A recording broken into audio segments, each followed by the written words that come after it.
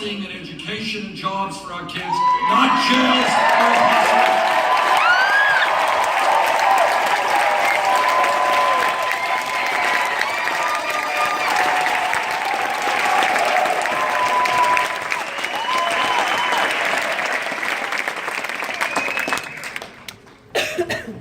And when we talk about our economy, it goes without saying that in the United States, we should have the best educated workforce in the world. It's kind of a no-brainer.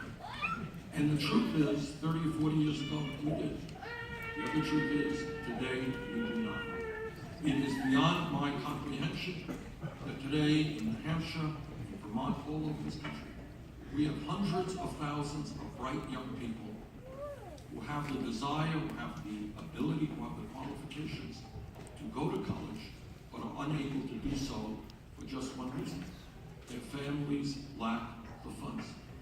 Now that is not only unfair to those young people, it is unfair to our economy because who knows what kind of scientists and engineers and teachers and business people are sitting there but are not getting the education.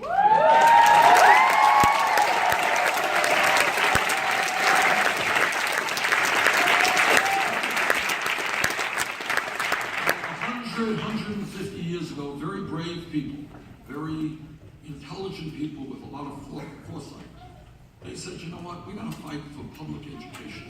That it's wrong for wealthy families to be able to send their kids to school while our kids are working in factories or on the farms. And they fought.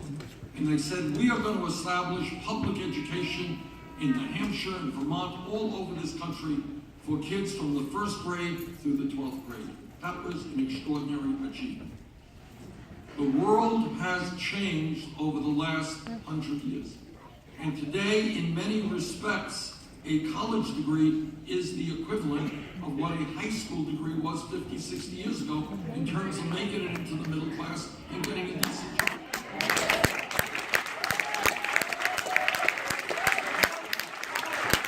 It seems to me to be obvious that when we talk about public education today, what we have got to be talking about is making public colleges and universities tuition free. It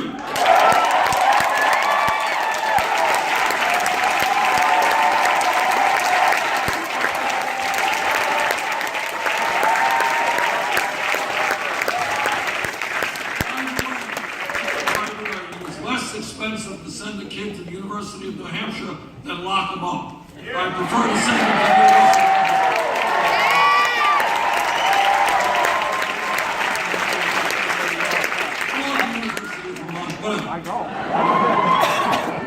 But the point is that as a nation, we cannot ignore this painful reality of having more people in jail. And we will together end that national disgrace.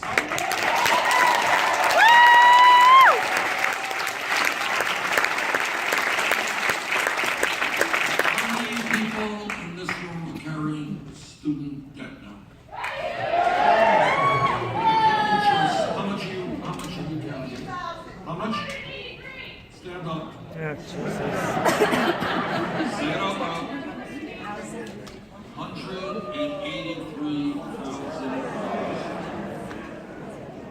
I feel like a Vermont auctioneer here, but anybody with even more. That's pretty hard. How much? 42,000. 80.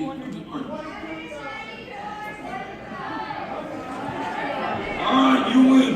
I don't know that that's a great victory that you're happy with, but let's take a deep breath. What this campaign is about is urging the American people to think big, not small, not to take for granted what we see every day. You know, that's kind of human nature. We see people sleeping out on the street. Well, that's the way it is. We have a dysfunctional child care system where parents can't find quality, affordable child. Well, that's the way it is. We have a young lady here, $183,000 in debt. Now, is that a result of going to Las Vegas and losing on the casino? That's because you wanted to get a decent education.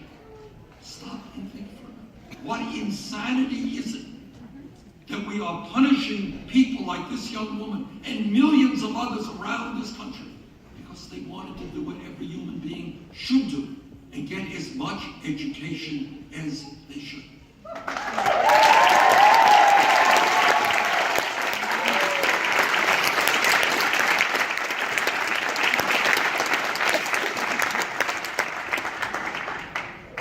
So this is what we're going to do.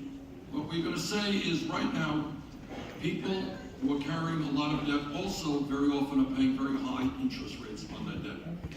I spoke to a guy in Nevada a couple of months ago. I mean, it's an unbelievable and sad story. Guy is 55 years of age. He's been paying off his student debt for 25 years. He's more in debt today than when he took it out. And he is literally worried that when he gets to Social Security, they're going to garnish his Social Security payment in order to pay the student debt, which is legal. Yeah, all right. So what we are going to do, at least short term, is enable people who have high interest rates, or whatever the interest rates be, to refinance at the lowest possible interest rates they can find.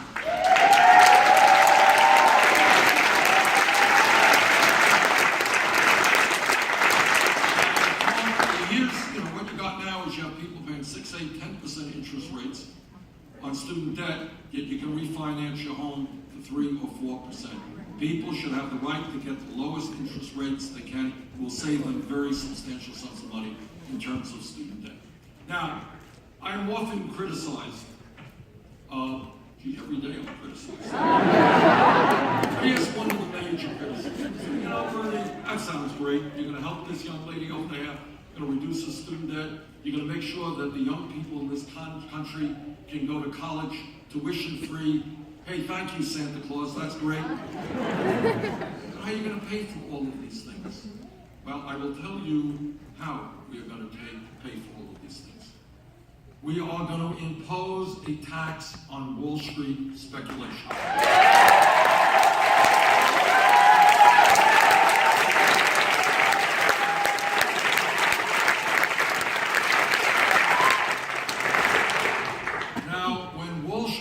Illegal behavior and greed nearly destroyed our economy.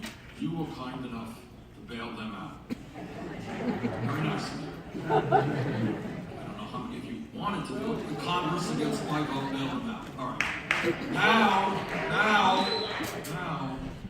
it is Wall Street's time to help the middle class.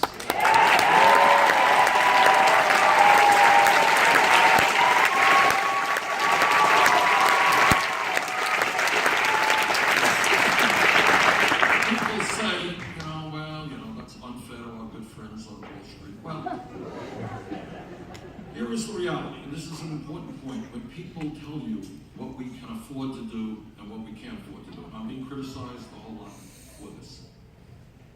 This is what everybody has got to understand, is that while my Republican friends and some Democrats shudder at the idea of wealth redistribution, you know, redistribution of wealth, Sanders wants to redistribute wealth. I want you all to understand this. In the last 30 years, there has been a massive redistribution of wealth. The problem is, it's gone from the pockets of working families to the top 1/10 of 1%.